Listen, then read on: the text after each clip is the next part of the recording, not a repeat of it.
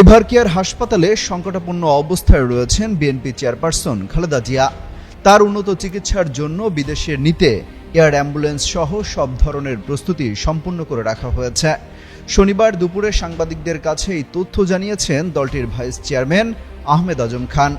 তিনি জানান, বিদেশে যাওয়ার মতো শারীরিক অবস্থা তৈরি হলেই তাকে নিয়ে যাওয়া হবে। দেশের বাইরে বিভিন্ন হাসপাতালের সাথে যোগাযোগ করা আছে এবং এয়ার অ্যাম্বুলেন্সও প্রস্তুত রাখা আছে। মেডিকেল বোর্ডের তত্ত্বাবধানে দেশি বিদেশি বিশেষজ্ঞ চিকিৎসকদের নিবিড় পর্যবেক্ষণে তার চিকিৎসা চলছে বলেও জানান তিনি। খালেদা জিয়ার শারীরিক অবস্থার অবনতির খবরে গভীর উদ্বেগ প্রকাশ করেছেন বিভিন্ন রাজনৈতিক দলের নেতাকর্মীরা।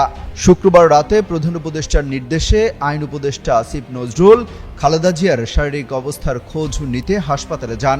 ৮০ বছর বয়সী খালেদা জিয়া দীর্ঘদিন ধরে হৃদরোগ, লিভার সিরোসিস, ডায়াবেটিক্স, আর্থাইটিস ও কিডনি জটিলতা সহ নানা রোগে ভুগছিলেন। গত ২৩ নভেম্বর শ্বাসকষ্ট দেখা দিলে দ্রুত তাকে হাসপাতালে ভর্তি করা হয়। পরে ২৭ নভেম্বর দুপুরে নিউমোনিয়ার সংক্রমণ বাড়ার শঙ্কায় তাকে সিসিইউতে নেওয়া হয়।